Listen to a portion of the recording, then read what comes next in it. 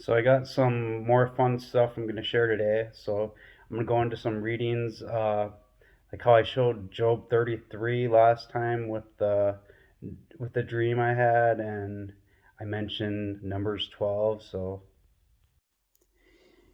all right, Numbers 12. We got Miriam and Aaron speaking out against Moses, and Yahweh heard. And I'm gonna start verse 5. And Yahweh came down in the pillar of cloud, and he stood at the entrance of the tent. And he called Aaron and Miriam, and they both came out. And he said, "Now hear my words. If your prophet is of Yahweh, I will make myself known to him in a vision. I will speak to him in a dream. My servant Moses is not like this. He is faithful in all my house." Remember, Moses mediated that first covenant too with the house of Israel. So that's the house he's speaking of. "I will speak with him by an appearance and not in riddles, and he will see the likeness of Yahweh." See, his chosen one, Moses, got to see the likeness and all that, but, the other ones receive riddles, just like Jesus spoke in parables to, his disciples. But why then were you not afraid to speak against my servant Moses?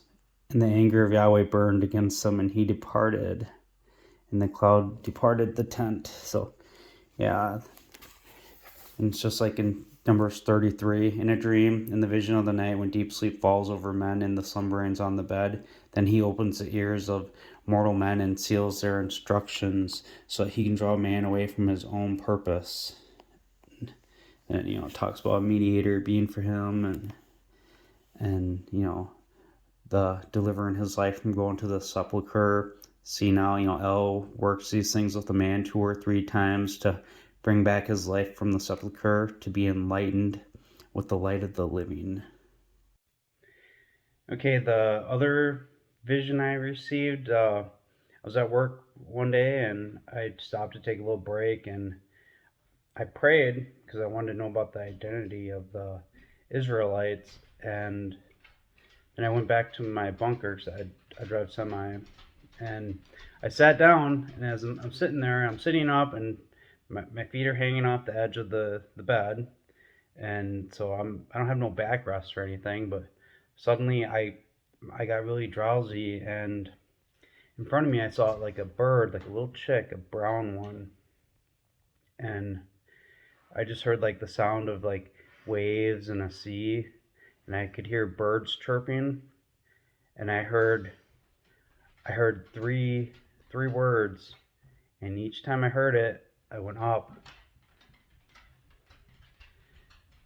and each time like the birds multiplied, and they were in a throng each time, like they were so close, like their heads were like right next to each other.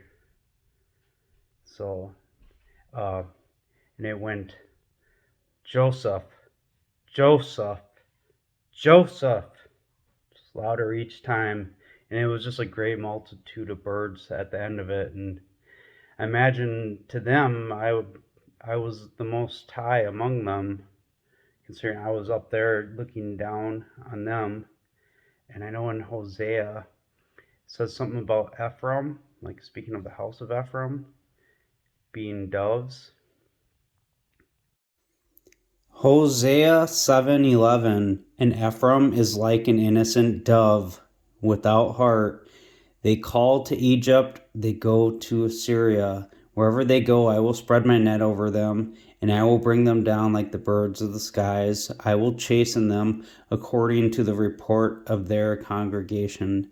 Think like of Revelation 2, where the letters, they get sent to the churches, and um, that's all I'm going to say on that for now. But and also go to Matthew 23, verse 37. Jerusalem, Jerusalem, murdering the prophets and stoning those who have been sent to her. This is Jesus speaking here on this. How often I have longed to gather together your children in the way that a bird gathers together her chicks under the wing, but you have not been willing. See now, your house is left to you desolate. For I say to you, you will by no means see me from now until you will say, exalted is the one coming in the name of the Lord. See, Jesus is longing to gather in the way that a bird gathers the chicks under the wings.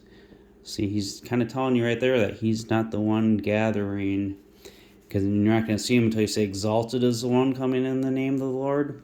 And that name can be like the authority of the Lord, and all power and authority is given to Jesus, and there's an exalted one coming to do that gathering. Because even when you go back to Hosea, and you get to like verse 9, here we go. It's more in the Egypt stuff. And it says, the watchman of Ephraim was with Elohim, and the prophet is a bird trapper snare in all his ways. So it seems like those birds, those Ephraim being the innocent dove, they're in those churches, like the report of their congregation, because it's the horrid churches of Babylon teaching the lies, and the prophets, revealing truth to them. And those bird snappers, that's those ones in charge, and it's a snare to them when the truth gets revealed. So, and they're going to be punished, but check it out. Get to verse 10, 11. So, the glory of Ephraim will fly away like a bird. No birth, no one with child, no one conceiving. That's like the Revelation 12 sign with the woman clothed with the sun, moon, and stars. With the child inside her waiting to be born, that the dragon's waiting to devour when it's born.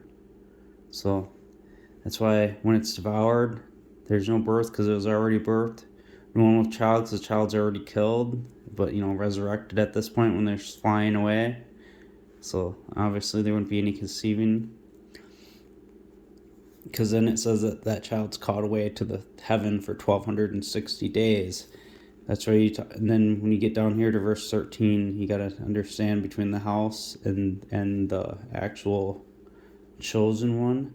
So Ephraim, just as I saw Tyrus, is planted in a pleasant place. He's up and he flew away, the glory of Ephraim, because he's in heaven. He's in the pleasant place. But Ephraim will bring out his sons to the murderer. That's that chastisement coming. Chastise them according to the report of their congregation. So you get that glory of Ephraim flying away like a bird, and because he's resurrected and he brings his sons to the murderer. But we know in the end, good's going to come to those who love the Lord. So it'll come to pass in that place where it was said to him, you are Lo Amni, you are not my people. It will be said to them, you are sons of Choel, that you are sons of the living God. It's that one that died and was resurrected again, that Ephraim. Then the sons of Ephraim, they put Judah, that's the lie, and the sons of Israel will be gathered together. Jeremiah 8, 1-3, it speaks of Judah and Jerusalem and that, and it says that Judah will not be gathered. They are not part of the covenant. So I'll quickly recap that vision again. So remember, it was dark, and in front of me I saw a light in the distance. It zoomed in, and then I saw that man sitting there with his hands up on both sides, looking down. He kind of looked up.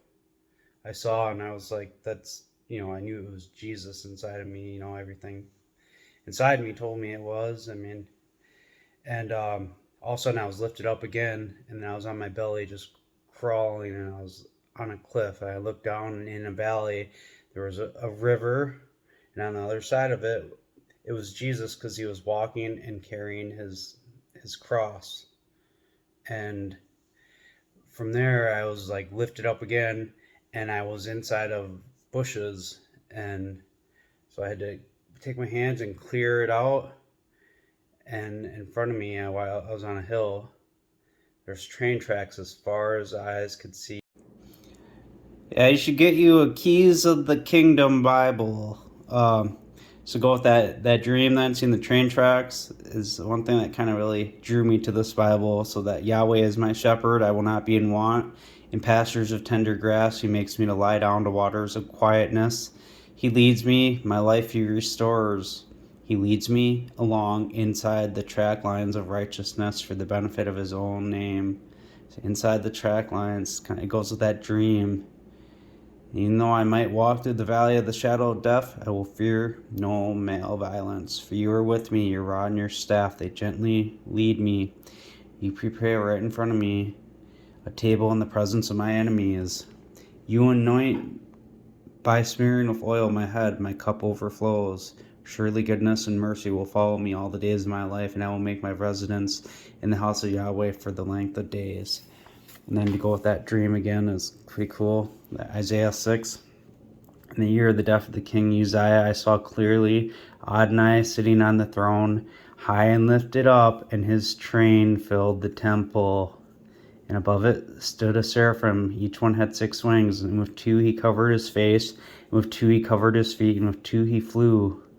And that's just a picture of the Ephraim with the 2 witnesses. Because even when they make the altar and all that for the mercy seat and that, you got the 2 cherubims on each side and the mercy seat in the middle. It's the same picture here. And one called to the other and he said, holy, holy, holy, holy, holy, holy is Yahweh Sabaoth. The whole earth is full of his magnificent splendor. And the posts of the door moved at the voice of him who called, and the house was filled with smoke. And then I said, woe is me, for I am cut off, and I am a man of unclean lips, and I live in the midst of a people of unclean lips. For my eyes have seen the King, Yahweh Sabaoth. And then one of the seraphim flew to me with a live coal in his hand, and snatched with tongs from the altar, and he touched it on my mouth, and he said, see now, this has touched your lips, your iniquity is taken away, and your sin is atoned for. It's kind of like a type and shadow to being washed in the blood, but and to go with that Adonai again, Psalm 110, and this is that in Revelation before he comes down, like say Revelation 19, for example, in one spot when you see the rider and the white horse come. So that voice of Yahweh, that's that mouth of Yahweh, that's the Ephraim speaking to Jesus. And this is in the vision. So the voice of Yahweh said to my Lord, said to Jesus, sit at my right hand until I place your enemies as a stool for my feet. That right hand is that throne in heaven. See Isaiah 66:1 for an example on that. And this is David writing to Jesus for him to see, and Yahweh will send the rod of your strength out of Zion. That's that one, the deliverer coming out of Zion, out of Israel, the one in the loins, to exercise rulership over your enemies. See, it's speaking to Jesus. Your people will be willing in the day of your power and in the majesties of the sanctuary from the womb of the morning. There is for you the dew of your youth. For Yahweh has sworn and will not relent. You are a priest throughout the eon after the order of Melchizedek. There's an order to it. There's more than one. You got the 2 sons of God. Adonai is at your right hand. Speaking to Jesus, that's that voice of Yahweh that spoke to him. And that's going down to destroy the enemies. Because he's the one that was worthy to open the scrolls in Revelation 5. And he will strike through kings in the day of his anger. He will judge among the nations. He will complete it with corpses. He will execute the heads over a vast territory. From the brook by the wayside, he will drink. That's more that type and shadow, that washing by the blood. So he will be exalted as head. If Jesus is already up there, Jesus is already crowned with preeminence. It even tells you that in Hebrews 2. But not yet do we see everything put in subjection to him when it was speaking of the other one in Hebrews 2. So through those visions, it really unlocks a series of mysteries in the Bible. Like Exodus 3, I'm just kind of skim through it. We see angel 2 should be messenger, because it's speaking about that Joseph messenger. And the messenger of Yahweh appeared to him in a flame of fire in the middle of a thorn bush, and he looked, and there was a thorn bush burning with fire. The thorn bush was not consumed. It wasn't consumed because it was a vision of the one holding the promises, that house of Yahweh. And now he turned aside from the wonderful sight while the thorn bush had not burned. So, and Elohim called to him out of the midst of the thorn bush, and he said, Moses, Moses. He said, here I am. And take the sandals off. But kind of just going to skim through there. But he's the Elohim of your fathers, Abraham, Isaac, and Jacob. And he said, so where is it? So Moses said, when he goes to the sons of Israel, I will say to them, the Elohim of your fathers sent me to them. And they say to me, what is his name? What shall I say to them? And Elohim said to Moses, Iya, Asher, Iya. Iya, Asher, Iya is I will be who I will be. Because he was coming to him as a vision. So, and he said, you shall say this to the sons, Iya has sent me to you, I will be. But if you continued reading, and Elohim said to Moses, you shall say this to the sons of Israel, Yahweh, Elohim of your fathers, Elohim of Abraham, Elohim of Isaac, Elohim of Jacob has sent me to you. This is my name throughout the eon, and this is my name by which I am to be remembered from generation to generation. See, he was already going to him saying that Yahweh sent him to him, the ones of their fathers. They already know he's, Yahweh. And that I will be who I will be when they ask the name of him. That's he's telling him about the promise that he's going to give him a king, and he saw the vision of him. That's his name. It's the authority. Moses even wrote about it more when you get to Deuteronomy 33 and of Joseph. He's got all these blessings of all the land. So in the best of the land, the fullness and the favor of him who lived in the bush. This one in the burning bush. Let it come on the head of Joseph, and on the top of the head of him who was set apart from his brothers. Like the firstborn of a bullock is his glory, and the horns of the wild ox are his horns.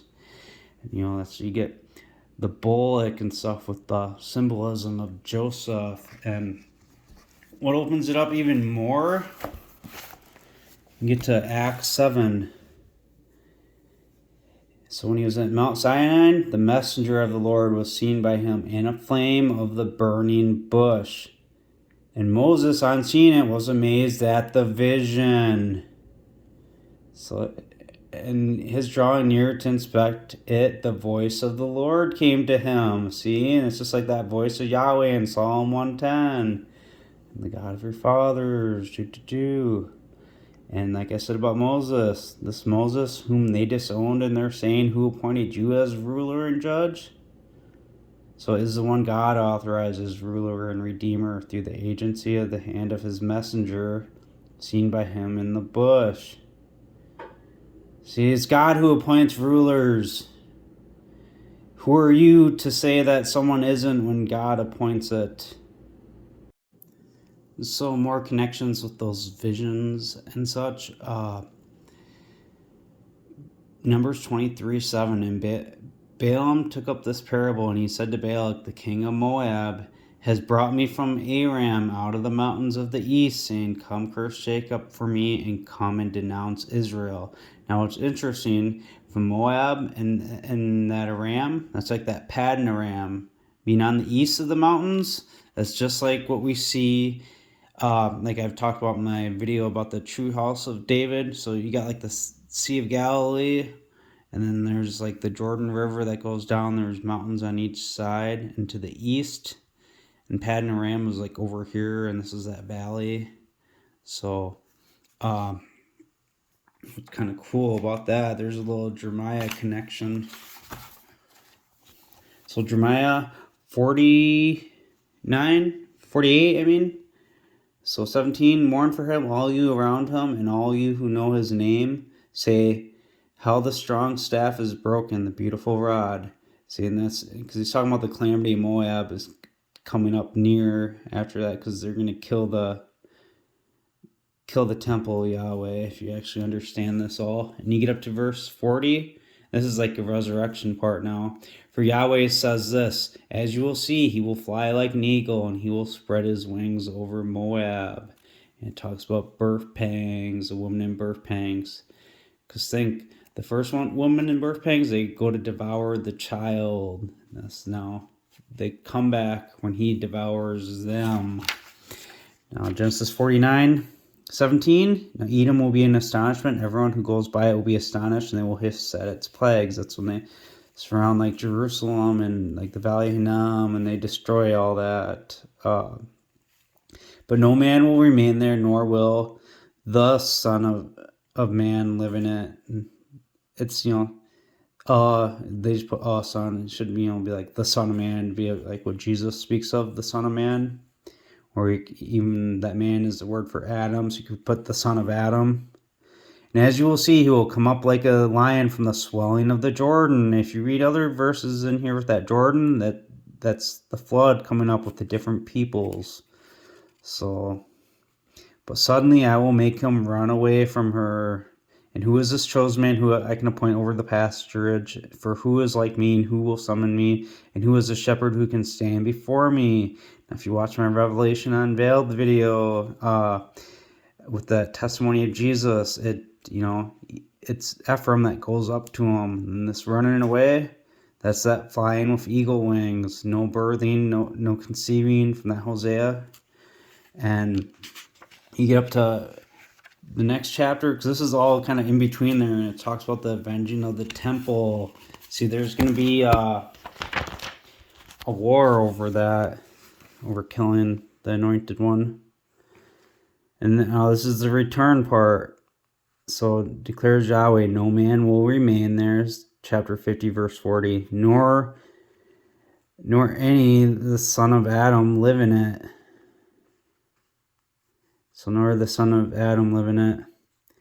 As you will see, a people will come from the north, and a mighty nation and many kings will be raised up. From the north, that's going to those two kingdoms, the northern kingdom and the southern kingdom. The northern had the tribes of Israel. This is them coming back. Because it's also prophesied that they would be a large nation at the end from Genesis. And so many kings raised up from the remote parts of the earth. That's Revelation 19 at the return, because on his head was many diadems, all those kings with their crowns. It's that gathering at the resurrection after the witnesses are killed. It's at that end of that 1260 days. And they will hold the bow and the lance, and they are cruel, and they will show no mercy. Their voice will roar like the sea, and they will ride on horses, put in formation like man to the battle against you, daughter of Babylon. The king of Babylon has heard the report of them, and his hands have grown feeble. Anguish took hold of him, birth pangs of a woman in labor, because he's going to be devoured. As you will see, he will come up like a lion from the swelling of the Jordan. That's those people coming in, like that flood coming over him. You read about a flood overcoming him in the Psalms even. So, he's going to be killed and, go up to heaven for 1260 days and return to the habitation of the strong. But I will make them run suddenly from it. See, he runs the first time. Now they're running when he comes back. And who is a chosen man I can appoint over her? For who is like me, and who will summon me? And who is that ruler who will stand before me? So now back here. So you see then with the Balaam talking about where he's at. So back in Numbers 23. So how shall I revile him whom Elma has not pierced with words? Or how shall I be enraged with him whom Yahweh has not been enraged? From the top of the rocks I see him, from the hills I behold him. Remember, I told you I was up on that rock and I saw Jesus on the other side, and then suddenly I was on a hill.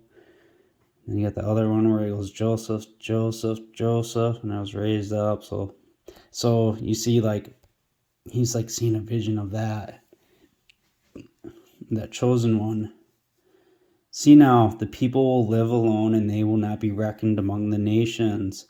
So this is when they're gathered after that tune returned. There's not going to be diversity, because We're supposed to be separate, actually. I know, it's pretty offensive, huh?